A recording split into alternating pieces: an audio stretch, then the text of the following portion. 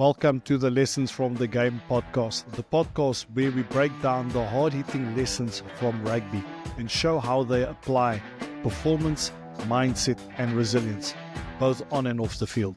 I'm Ben Pegna, and alongside Gurthro Steenkamp, we sit down with top players, coaches and experts to uncover what it really takes to succeed. Hi everybody and welcome to another episode on our podcast, Lessons from the Game, with my co-host Ben Pegna. Today we have an unbelievable guest. He is lightning fast. He has played 56 test matches for England. Yes, England, I know, really great team.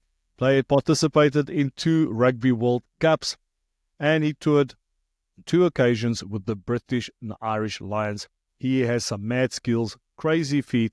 Just watching him play sometimes make me dizzy. Seeing that a prop takes me back to some bad nightmares I had back in the day facing wingers in Super Rugby. He is none other than Anthony Watson. Welcome, brother. How are you doing? Thank you very much, mate. That was one of the best introductions I've ever had, mate. So thank you very much for that. Yeah, I appreciate it.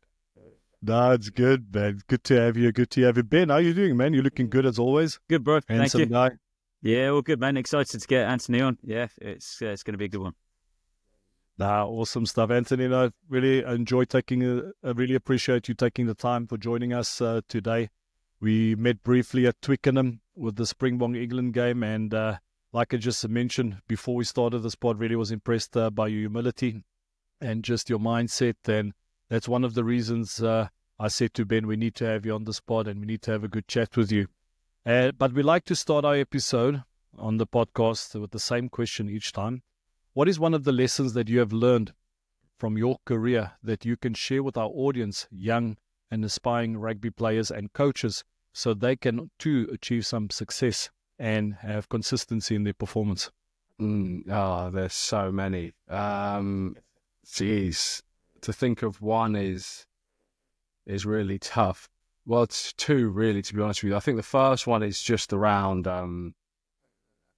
keeping the main thing, because it's really easy to get, especially, when you start getting exposed to some of the pros of being a professional rugby player, or the pros of, even having, I guess, a bit of reputation around your name, whatever it may be. Some of the pros of doing that can get you, down a bit of a rabbit hole, and you forget that you're actually, a professional rugby player or an aspiring rugby player or whatever it is. And, unless you keep that core discipline and mindset around, this is what I'm here to do, and all the other stuff is a bonus, but can't take away from what I'm actually here to do, I think it becomes pretty dangerous. So, I've definitely got caught with it for a bit. There was definitely a period of my career where I was, looking at all the glitz and glamour stuff, and the rugby was almost secondary, and, kind of started doing things to the detriment of my career because I wanted to progress elsewhere. And it's not to say that, you can't have other hobbies and stuff, but I think it's when it comes to when it affects your rugby negatively is when you really have to start, like I said, keeping the main thing. And then the other thing I would say is just around, make sure that you keep your opinions, or the opinions of those that are close to you, mean more than anything else, And what I mean by that is, like, it's really easy to get lost in Sandra from HR in Middlesbrough sent a DM to me saying I was rubbish at the weekend, and now I'm looking at myself in a different light. I think it's really important to validate and value opinions of the people that you actually trust and know, and know enough about the game to actually have a reasonable opinion. Because, like I said, in a similar sort of fashion, the way social media is now, everyone wants to have an opinion, and, to be honest with you, 90% of them are a lot of rubbish. So understanding who matters, whose opinion matters, and trying to, I guess, disregard the majority of stuff elsewhere. Yeah. All right, Anthony, that was brilliant. I really enjoyed what you said, and I agree with you. I think we all at some stage we get lost, get sidetracked. Even myself in my career, I lost focus and got caught up with all the extracurriculars, and that's normal. And that's why it's important to have a good support system. And really appreciate what you said. And especially rugby players tend to get consumed by the articles that go out there, what's being posted about them, and it's really important to value the opinion of those close to you. But my main question I would like to start this podcast off with, man, I'm a traditionalist. I played for the Bulls for years. I played 7 years for Toulouse as well. And when I saw you play for England and play for Bath, I never saw that change coming, that move to Leicester Tigers. Can you explain to me what the hell that? It took some time for me to adapt, because I'll be honest here, I was a massive fan of yourself and John, of JJ. You guys were unbelievable, and it's like, man, what happened? Mate, honestly, it's funny because Ben Young's obviously, as you know from, when we met at Twickenham, he's a really good friend of mine, and he spent his whole career at Leicester. And he says the first 6 months he was just rubbing his eyes because he was like, there's no way Anthony's at Leicester. And to be honest with you, I was absolutely bricking it about joining Leicester. Like, I won't, I'll be completely honest. Like at the time I would say it was a pretty decent car. And, obviously, I had some earrings in, and I enjoyed some of the, like I was saying earlier, some of the pros of being a professional. These are just things I'm interested in, right? So anyway, you've heard about Leicester and the black boots and the fights and training and stuff. So first day, mate, I parked my car as far away from the front as possible, took my earrings out, strictly in black boots for the first month or so. But mate, to be like, the club, it was unreal. Like, honestly, they were my stereotype or, preconceived ideas of it were completely different to how it was. Like, they were unreal with me, to be fair. No, the funny thing is, Anthony, I was at Wasps with Ayula Rinley, and I remember the same thing happened when he left Wasps and he went to Leicester as well, and everybody was like, oh, the stuff you were talking about just now with the notorious ABC and all the fighting and everything like that in training. So talk us through it. What was it like? How did you bed in? Mate, like I said, it was absolutely fine. Like, it was, Steve was there, and I knew Steve pretty well from him coaching at England, and Richard Wigglesworth was there as well, who I played with. So I had a fair few people there that I was comfortable with, and they all said, mate, don't believe in all the stuff that's said about Leicester and this, that and the other. And I was like, well, I'm still not going to believe it till I see it. And then, mate, honestly, I swear, from day one, I was just like, it gets lost because Leicester they're so obsessed with winning, and it's so deep rooted in their history that, some of the, I guess, competitiveness comes out in a different format that I hadn't probably experienced too much before. And I think that kind of competitive nature gets misconstrued sometimes as like, everyone's just fighting every day and it's like a dog eat dog world. It's not about that. It was like a very close team environment. But when you're literally like on the brink of breaking through success and not success and that type of stuff, tempers rise, and I think that is what showed when I was at Leicester more than anything, was just like everyone is on the same trajectory trying to win, and sometimes tempers boil over, but it wasn't as bad as I thought it was, mate. I thought I was going to be picking and going with the forwards and contact inside with those lads, so I thank God that I didn't have to do none of that stuff, and it wasn't as bad as I thought it was going to be. Good to hear. I like the way you mentioned that a decent car. So what would be a decent car in your mind? Why you got to do this, No, right? I'm joking. I won't put you on the spot. Don't worry. First disclaimer was it was electric, mate, so there was a scheme going on, so it was a smart decision, and it's gone now as well, mate. I've got 2 kids now, so it's gone, but it was it was a Porsche Taycan, the electric one. Terrible business decision. No one buy one. Awful. For years you've been at Bath, and those are the people that support us, sitting on their couches watching the game, over analyzing. They think that when we change clubs or change teams, it's something we take lightly. They forget that it's our bread and butter. We've got a family to provide for. And, you just mentioned you got 2 children. That move to Leicester, how did your family adapt? Was it fairly easy? How were they welcomed into the community? How did you deal with that as well? Towards the end of your career, you're changing a team, but also you're moving with your family. How did that go? Yeah, that was probably the hardest bit about having to move, to be honest with you, as you'll probably know, mate, you can pretty much, when you're at a rugby club, you at least know that you've got all your teammates and stuff. So it doesn't feel as isolated as if you were working, well, for a want of a better word, a normal job and moving to an entirely different place. You have new network and all that stuff. Like I still had, a lot of people that I knew going into it, but your family don't know anyone, to be honest, or a massive amount.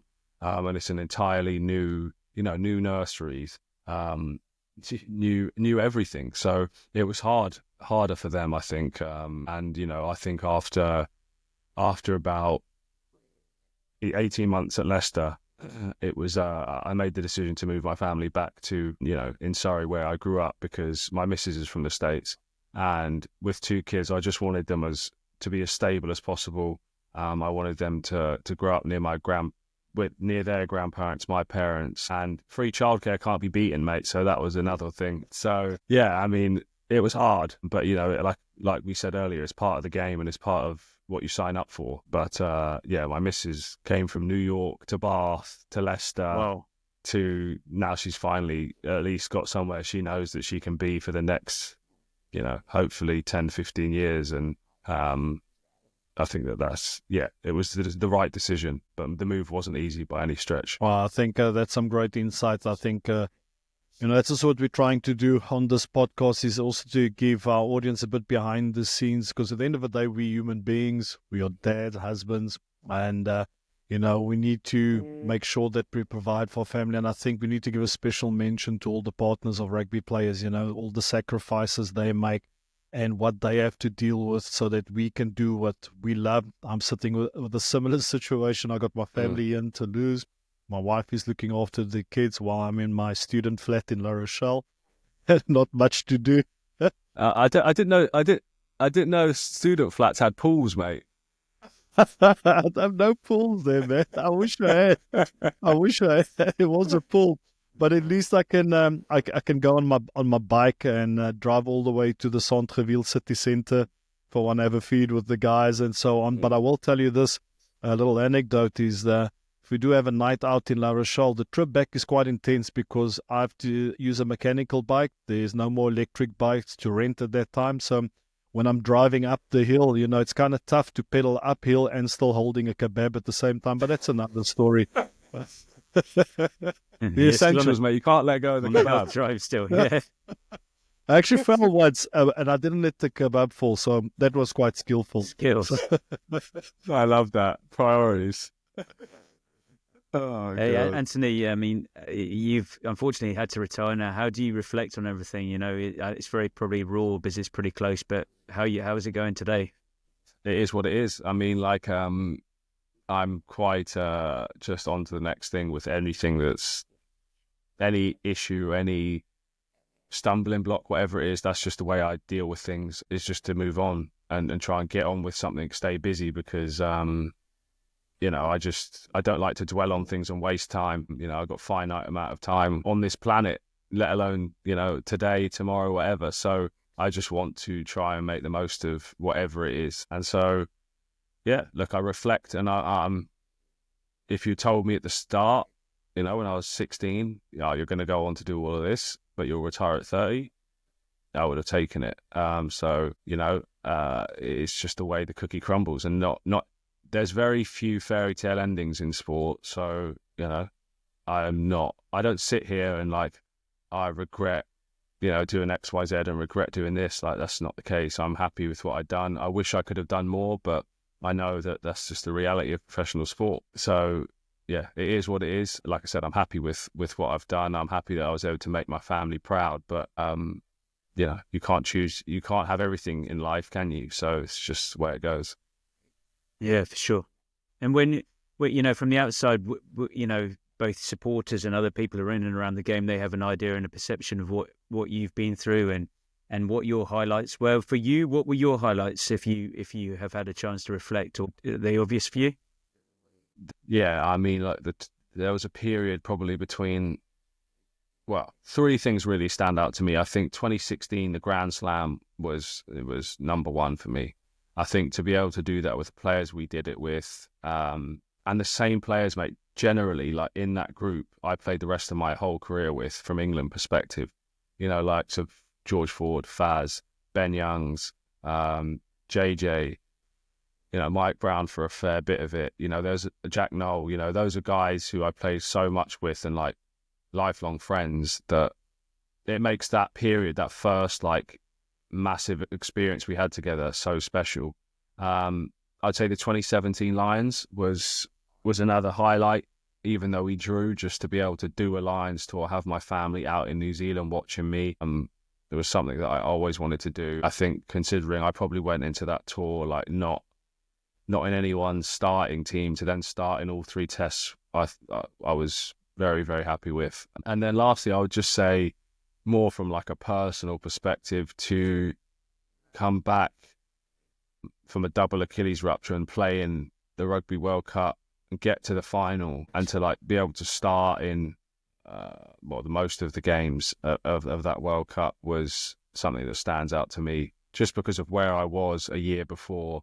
And, you know, people saw me emotional after that semi-final, and it was legitimately because, you know, 9 months prior to that, I was in a boot and I couldn't walk, and then I was able to have the opportunity to do something that I dreamt about since I saw Jason Robinson and Johnny Wilkinson win the World Cup in 2003. So like, it all came to me in that moment. And obviously the reason why it's 3 is obviously because, you know, we didn't go on to win the week after.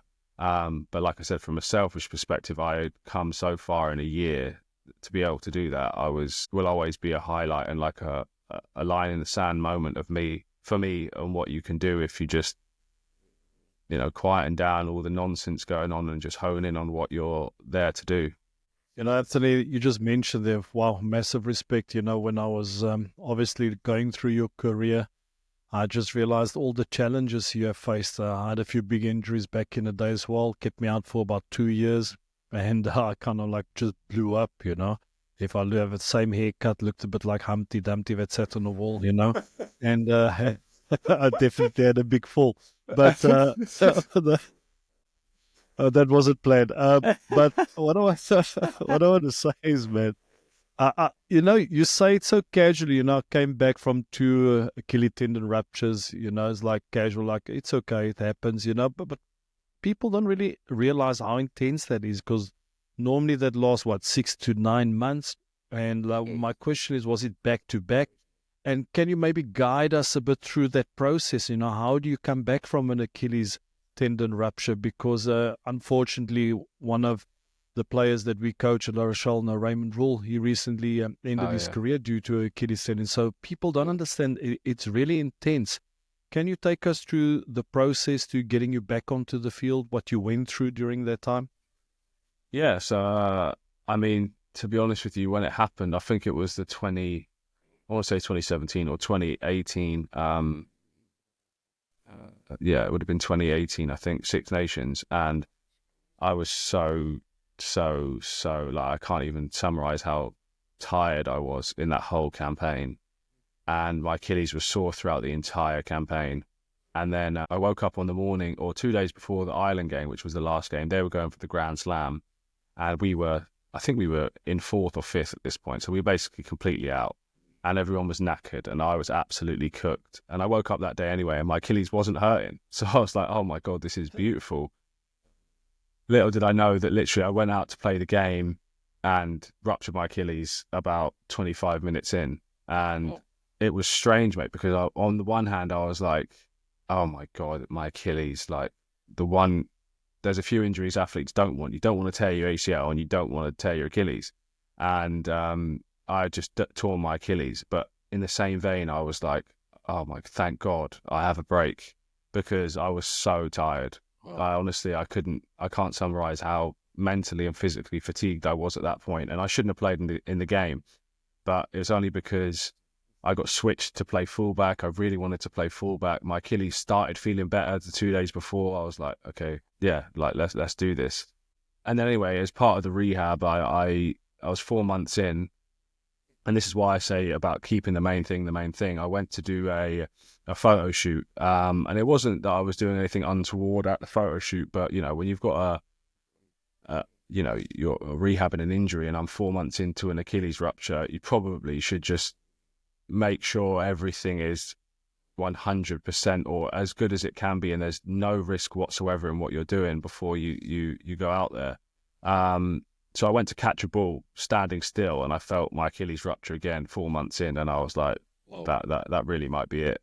And I kind of, at that point, you have to wait 2 weeks or 10 days before you can have a surgery, and then you have 2 weeks on the other side to stop infections and all that stuff. So I basically had like 3-4 weeks after I ruptured the second time to like get my head screwed on, figure out how I was going to approach this and what I was going to do. And I kind of just said to myself that, if this is the end and I can't play rugby again, I can't let it be because of me not be willing to go to the nth degree to make sure that I gave it every opportunity. So I literally went crazy. I lost my mind in a good way, but I lost my mind in the process of reading everything, researching everything, investing everything into anything that could help, 1%, 2%, 5%. And I just went for it with everything I had. And I think that it paid dividends, but that's not to say that it was straightforward. Like it wasn't like, mindset shift and that's it. There's still peaks and troughs in that whole process. Like I remember one day after training, I was struggling to do something that 10 days previous I'd done pretty easily. So obviously that's a bit of a sketchy moment. And I called my old man and I was like, borderline breakdown situation. And he was like, well, mate, do you want to carry on playing or not? And I was like, bro, do you not get it? Like, but never get it. Nah, but in the weirdest way, it was like so black and white that it just made perfect sense. It was just like, well, if you want to carry on playing, this is what you got to do, and you got to go through with it. If you don't, then you just stop playing now. Or stop training and doing all the stuff you're doing now. So to me, it sounds really insensitive and stupid, but like it literally was like a switch flicked, and that was it. Back on track again.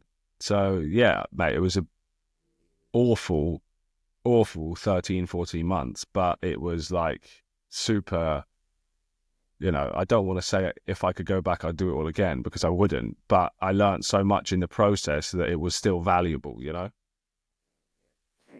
Thanks for sharing that, Tony. We, G and I, when we started this Lessons from the Game podcast, we wanted to help aspiring players and coaches, and we get messages from players, and some that we've had recently are about players trying to deal with setbacks while recovering. It's sort of the scenario you just described. Can you maybe just give like a quick couple of tips for a young player, aspirational player, how they can mentally sort of address that situation, or any advice you can give would be amazing. Yeah, no, sure. I think the first thing I would just say is just around trying to break it down. So, if you've got a 6-month rehab, looking at the start and the end goal is important, but it's not everything. And it also makes it seem so far away that it can become disheartening. So I think breaking it down into, okay, look, I've got 6 weeks till I'm back walking again. How can I make sure in this 6 weeks that I do everything so that when I'm walking again, there's no delay in the process to me being able to push on again. So I think breaking it down into chunks is what really helped me compartmentalize it and get through it, because all I wanted to do for the first 6 weeks of my rehab with my Achilles was get to walk without that stupid boot on. And then after that, all I wanted to do was get strong enough where my symmetry was the same, where I could start hopping. And then before you know it, 8 months had passed and I was back on the pitch training, after the second rupture. So I think that is a really useful tool to be able to deal with it from a mental perspective. I would also say that one of the things that I advise players to do when it comes to injuries, and it works for some, it doesn't work for others, is just be as educated as you can around, some of the things you're doing and why you're doing them, because no one knows your body like you know your body. And if you know something's not working and you know the reason for doing it, you can suggest something else, or you can ask the physio questions, or you can really go into the matter. I think too often players just go with the flow and end up with a subpar rehabilitation process. So those are the two things I would say, is just ask questions, be inquisitive, learn about it, and then first thing was break it down into chunks as much as you can, and try and, maximize those blocks, as you were. That's brilliant advice. Yeah, chunking it like that and keeping the main thing, like you said earlier, is just something that we keep on hearing. And we had, a recent conversation with someone, stay in your lane, it's amazing how these things keep, coming up. And that's brilliant advice. When you came back, did you feel like you were the same athlete, or did you have to evolve your game? Because you've played wing, you've played fullback, you sort of interchanged between the two brilliantly, seamlessly. Were you the same athlete, did you feel? Oh, it's really hard to say because it was such a long time. I had hesitancies for a decent period. I probably had hesitancies for like 14 months of getting caught in positions I wasn't comfortable in and stuff like that. But after that, it just became normal. I think that if I could go back and I hadn't ruptured my Achilles, I probably would have been athletically in a better place. And I also think that, if I hadn't torn my Achilles, I probably don't tear my ACL either, because of the functions of what your calf does and how it controls your knee and so on. So, I think that, I would say I had to evolve my game, like you said, a little bit, and I had to think about different ways to do things. But that's what I mean about maximizing the rehab process. If I hadn't, without going into too much detail, basically, if I hadn't re-ruptured it, I would have been in a significantly better place long term than I was, because of how much wastage I lost around my calf and so on and so on. So yeah, I definitely had to evolve bits, and it probably affected, other things it shouldn't have. But on the whole, I think I did the best I could have done with that rehab. Yeah, if that's a roundabout way of asking a question. Sorry, I've gone a bit off topic. Good, all good. No, thanks for that, Anthony. Some great gems that you're sharing, and honestly, man, it takes me back to my career as well. Sometimes we go into those dark places, and you were talking about your support system, the opinions of the people close to you. Those are the ones that matter. And my dad played a massive role as well in my career. You've mentioned your dad a few times, like in articles and interviews. Tell us about that relationship and how that molded you and helped you to, obviously, you are an actor in your own journey, but it definitely helps when we have someone in our corner that speaks the truth when it needs to be said, and kind of like my dad guided me, never put unnecessary pressure on me when I was young. The only thing he said to me, if you want to do this, you need to be disciplined and you need to work hard. What did you learn from your dad, and how did he help you on this journey? Yeah, exactly like you said. I think that, it's really hard to sum up my relationship with my dad, because I think he's everything that I try and be as a person and as a player, even though he didn't really play, or he did. He says he played for Saracens, mate, but I can't find his name anywhere, or anyone who knows him from Saracens. But it's obviously in a completely different context, in that, he works in petrochemicals and does his own, stuff around that. But I saw the way he manages, treats people day to day, which I think is really important. Doesn't matter what status you have, whatever, he treats everyone the same. And he'll always go out of his way to help people. So I always aspire to be like that. And I saw that from an early age. But more specifically to like rugby, I guess, is I saw the way he worked, and I saw the way it was unrelenting in it didn't matter. And this is probably debatable advice nowadays, to be honest with you, but I saw the way that most people work 9 to 5. This guy will be on his phone if he has to at 6:30 a.m. and he'll be taking calls from wherever it is in the world 11 o'clock at night if he has to, because business is business. But it was the exact same when it came to if he had to do stuff out in the garden. Like there was a time where essentially we redid the entire garden. Without going into too much detail, there was all kinds of machinery out there, and he could have paid someone to do it, but he wanted to do it all himself. And he was out there from first light till pitch black at night, just because he had to get his job done, and he wanted to provide and give something to his kids. Those two things are the things that I like look at, and I'm like, if I can be half of that, I'll have done pretty well. And so, like I said, when it came to the injury stuff, obviously I took advice from him, but then it was more just about watching him and seeing the things that he did and how I could be of a similar ilk, I guess. That's great. I definitely resonate with that. I remember years ago, I think it was on the Christmas Eve, I was in the roof with my dad and we were fixing a geyser because this family didn't have hot water and it's like steaming hot in the summer. I'm like, why are we doing this? It's like 11 p.m. It's almost Christmas. I want to go get stuck into our food.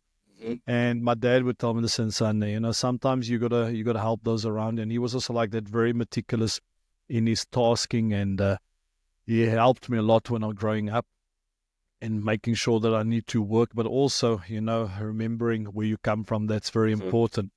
But I want to shift the conversation a bit. You shared some great stories there, but rugby, we're all so privileged. Yes, there's the pressure of the game.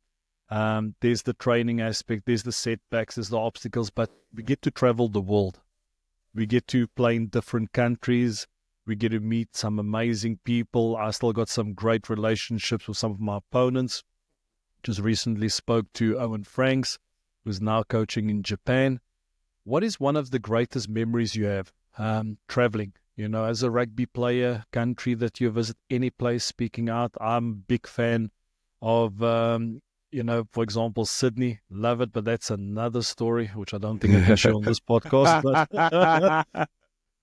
But got some amazing stories. But, rugby has given us all these great memories. And, speaking to former teammates with Ben now on the podcast as well, we're traveling down memory lane, realize the shit that we did, we shouldn't have done, so I want to educate. But is there something that stands out, like some unbelievable memories from your career, not just on the field, but off the field?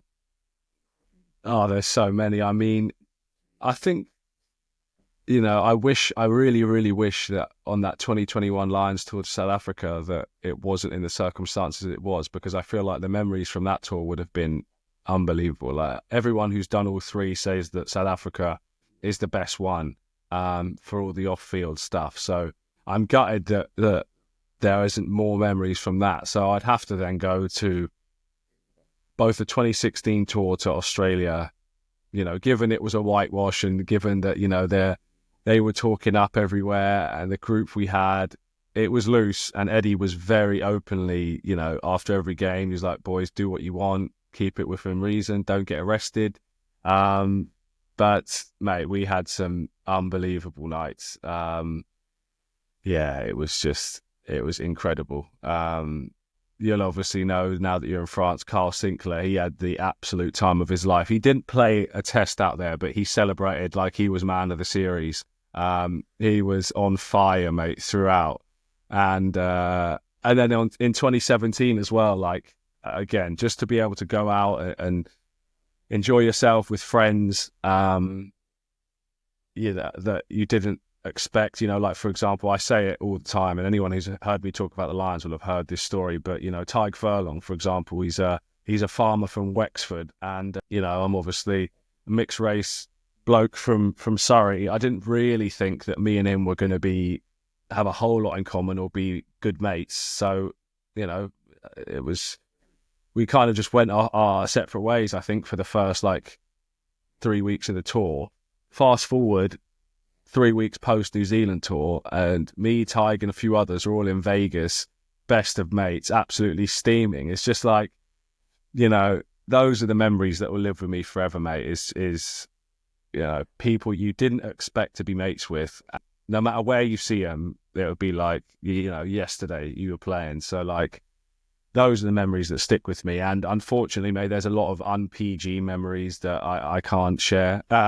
You're a family man now. Exactly, mate. Yeah. So unfortunately, those ones will stay in the vault for a long time. Oh man, it takes me back when you're sharing those stories. I played in an era where we still had the dirt trackers. So with the Springboks back in the day, the dirt trackers were all the non-playing reserves.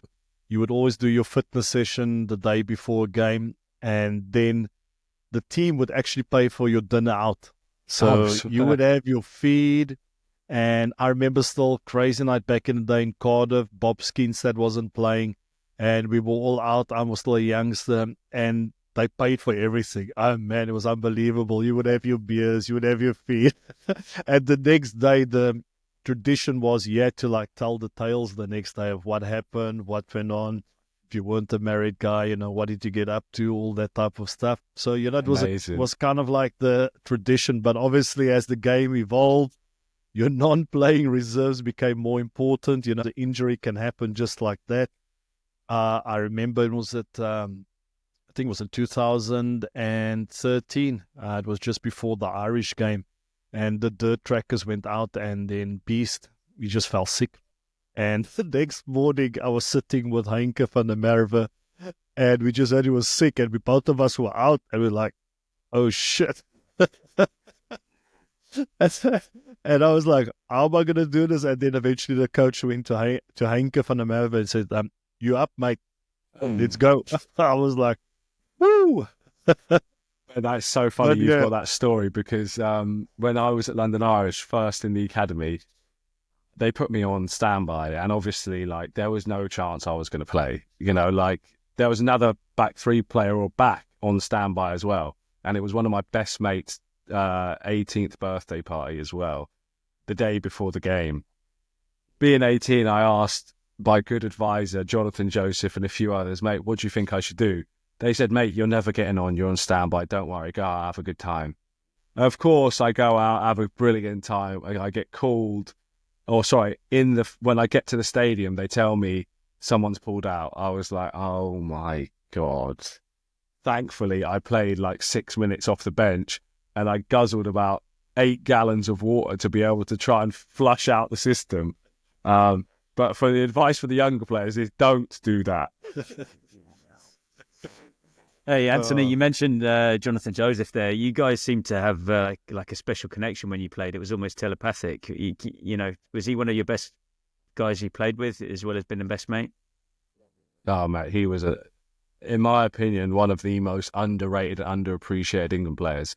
Like a complete freak. In the gym alone, you know, he was like in the top 3 for almost every category, like raw strength, power, anything like that. JJ was top 3, 100%, if not number 1. And then on the pitch, mate, he had all the skills. You know, I had known him since, you know, he's the same age as my older brother. So I'd known JJ since I was like 13, 14 years old. And, you know, fortunate enough to like come through the Irish Academy with him. And then we both joined Bath at the same time. So, yeah, he was basically my big brother, and he guided me through a lot of the pitfalls and stuff to not make mistakes on and stuff like that. And then it translated to on the pitch, because I knew I trusted this bloke with absolutely everything I had. And he was just a ridiculous player. He made my life so much easier, you know. There was loads of times, mate, I'd just drift out to the edge and let him tackle the bloke, you know. He was just ridiculous, like one of the best players I can hands down say I've played with, and an even better bloke. Yeah, I used to love watching you guys. You'd sort of just appear on his shoulder, and it always just, like I said before, it almost seemed like telepathic. And I guess that's that connection, the human connection. Yeah, I think that there's definitely an element to it, and that's why I think, you know, it can't be glossed over how important harbouring actual connections with. And that's not saying you've got to be best mates with everyone on your team, because that's unrealistic. But harbouring some form of connection with your team is so important, because you just can build that relationship, and you can then know what to expect, how to communicate, and all that stuff makes a massive difference. So it definitely starts there and becomes something else on the pitch. And I'd love to just, like, you were incredible both wing and fullback, you know, and one of the things that I'd love to you, like, you were, you know, until Jason Robinson was the last guy who had incredible feet like yourself, and then you came along and people would talk about your attacking flair, your amazing feet, your ability to break the line, all these things, but you were really unbelievable under the high ball as well. And not many people necessarily, because they look for all the glamorous type of stuff, but that was incredible skill. Are you able to give some of the guys listening just maybe a couple of tips on what you did under the high ball, why you were so good under the high ball? Yeah, sure. I think the first and most important thing around that is, mate, I was awful under the high ball between the ages of probably, well, from wherever I started till about 23, 24. Like, I can remember my first time I was at London Irish full time, I used to try and avoid, being on the wing where they're likely to kick, because I didn't want to catch high balls, because I was scared of dropping it. And then I remember the first time I started for England against the Springboks, they peppered me under the high ball, and I absolutely hated it. But it took some work, mate, to be honest with you. It took some psychological work, and then dumbing it down.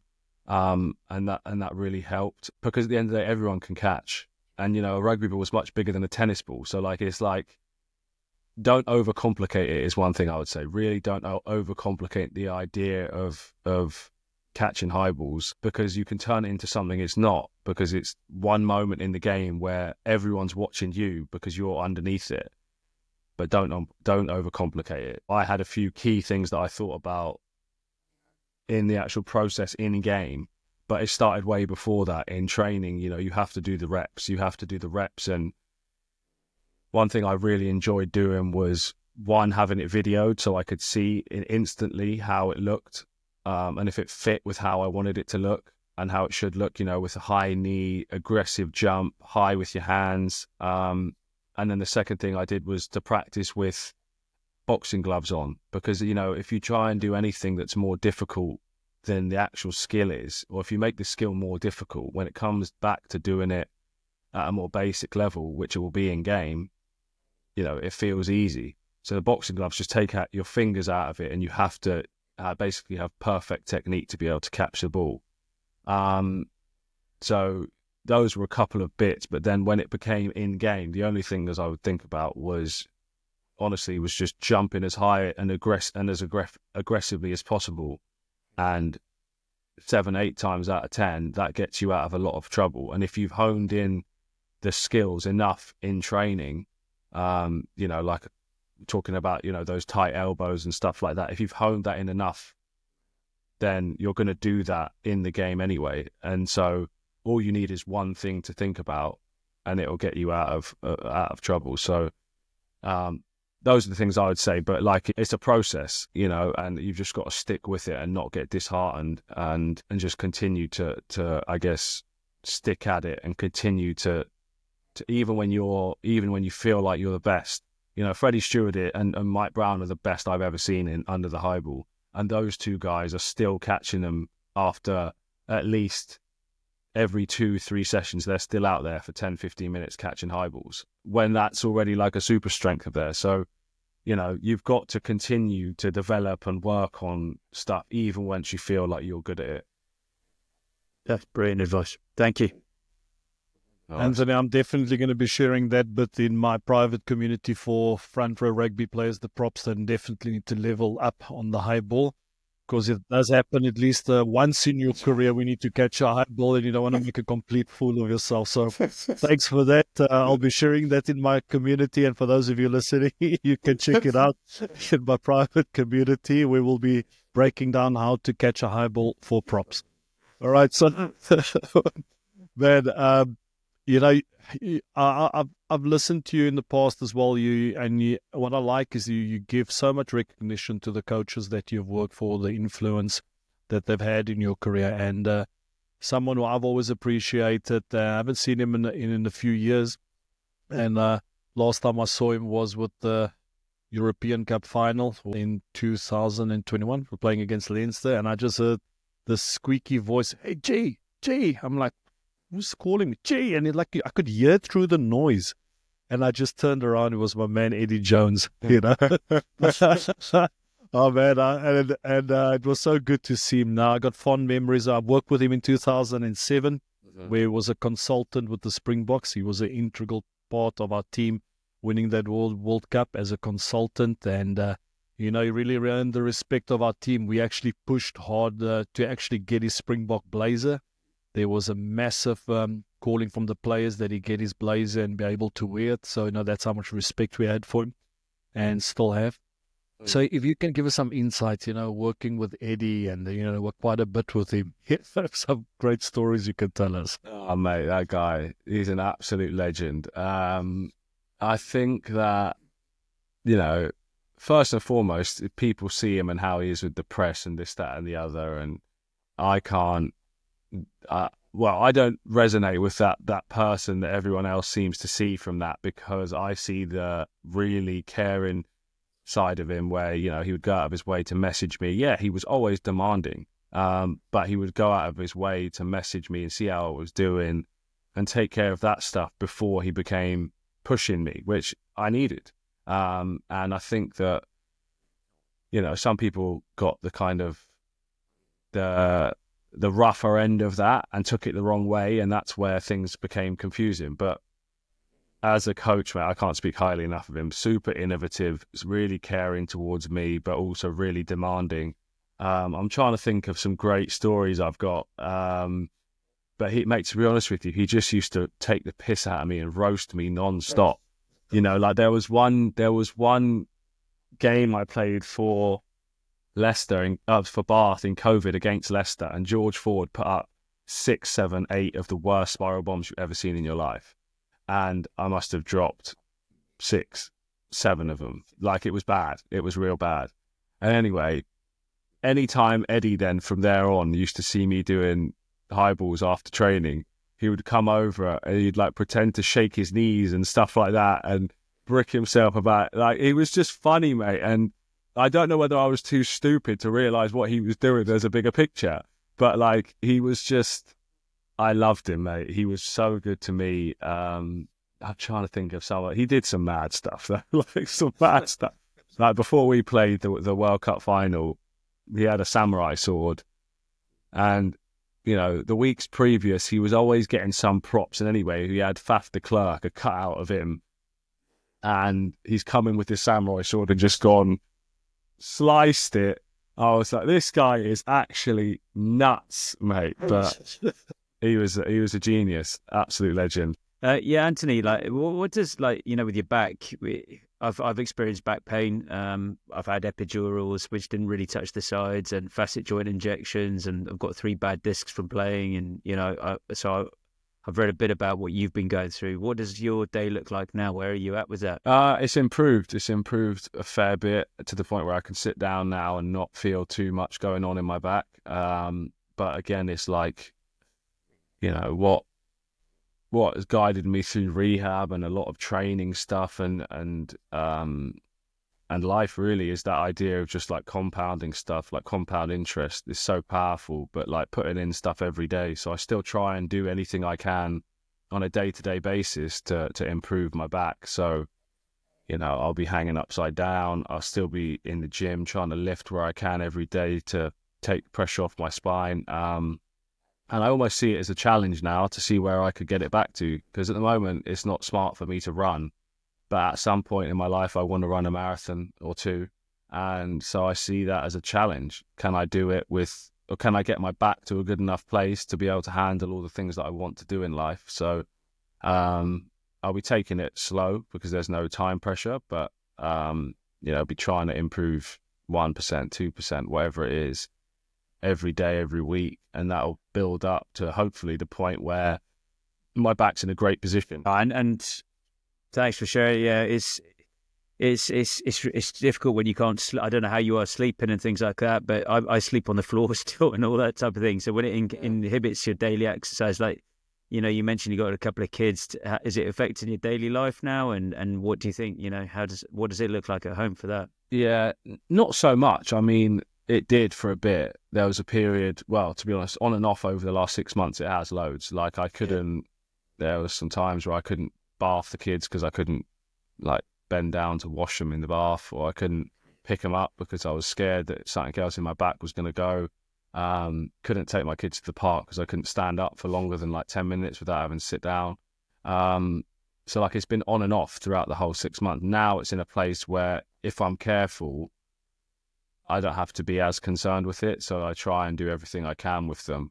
You know, I'm meant to be going to flipping Disney World in Florida next week with them. So we'll see how that goes, mate. 8 hours on feet, getting trekked around there. But yeah, I should be all right, mate. You know, I was reminded of something. I don't know if I've ever told you this, G, but like I went to see the back surgeon, and he says to me, "So what's triggered it?" You know, and I know, you know, was it the lifting? Was it this? Was it, you know, obviously years of playing? And I said, "Oh, the final straw was a car seat." You know, putting the. And he said, "Car seats, like they are the most dangerous thing." I said, "What do you mean?" He goes, "So what you do is you extend, you like bent over, you then extend your arms, and then you rotate. You know, it's like the worst." And then now they have these car seats that rotate, you know, towards you. But I was just like, oh yeah, jeepers, yeah. Oh my, yeah. I could just picture that now, picking the kid up out of the car seat, and then that's it, bang, and then you're literally walking like a pretzel. Yeah, yeah. And then I came to do my laces, and I was stuck, you know. You're like, oh no, this isn't helpful for anyone. No, it's not. Man. Wouldn't wish that on my worst enemy. You know, Anthony, you know, firstly, I want to thank you for joining us here. We're coming towards the end, and I need to wrap it up. Just before Ben gives our closing question for this episode, I would just like to know, you know, you've shared a bit, you know, you're taking it as it comes, and I want to admire you for your courage. You know, when someone like you, your career comes to such an abrupt end, you've achieved some great things. I think you can be super proud of what you've done and the impact you've had in the game of rugby. I think the big question I have for you now is, do you have any projects lying forward, something you're passionate, something you've been working on the side, something you are now shifting your focus towards or you're just going to take some time just to enjoy this time with the family? Yeah, I'm just going to take some time. I've, you know, over the Six Nations and the Lions tour, I should be pretty busy. But beyond that is when I want to start nailing down what I want to go into. You know, for all the reasons I've said on here, you know, I'd love to be involved in my old man's business somehow. But, you know, I also want some flexibility in my life. You know, I've had my schedule dictated to me from 17 to 31 or 30. So I kind of want some flexibility and being able to do stuff, be with the kids more, help with the kids. So, yeah, I don't have anything absolutely nailed down, but I've got a rough idea of where I want to go into, what things I'd like to do. And, yeah. No, awesome. Thanks. Ben, take us home, brother. Yeah, thanks, Anthony. It's been great, man.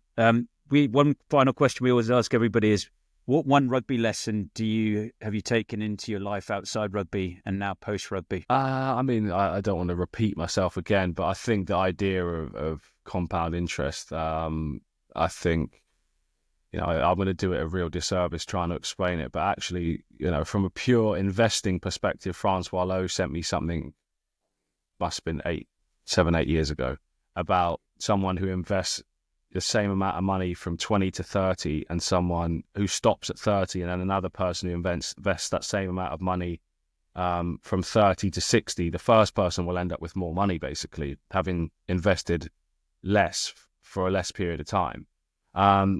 So I kind of take that principle into what I'm doing, in that, you know, start early, no matter how much it is, start early and just do it consistently. And it will really, really pay dividends, because, you know, there's nothing worse than jumping into something late with all the energy in the world and then fizzling out. You want to be able to do something and stick with it. And it's not just the rewards that come from it, from whatever financial, whatever reward it may be, but it's also how it, in my opinion, how it conditions your mind to be able to trust yourself, essentially. I said, I'm going to do this, I'm going to do it. Because I think that's really, really underestimated and super powerful. So, yeah, I would just say being consistent, stay at it. If you say you're going to do something, do it, so that you can trust yourself. So, yeah, that's what I would that's say. Really good. Thanks for that. Thanks for taking time. It was unbelievable. The amount of knowledge you shared, you know, for a young man, it was brilliant. And I'm more than convinced, no matter what you'll be taking on in the future, all the future projects and, you know, ventures, you'll be successful in that and continue to be the person that you are. That's unbelievable. Massive inspiration for our younger players. And also showing no matter what you achieve in life, you know, we're all the human beings, and humility is key. Thanks for taking this time and sharing your truth and also your journey with us. No, thanks very much for having me, guys. I appreciate you. Thanks, Anthony. All right. Thanks for the insights. It's awesome.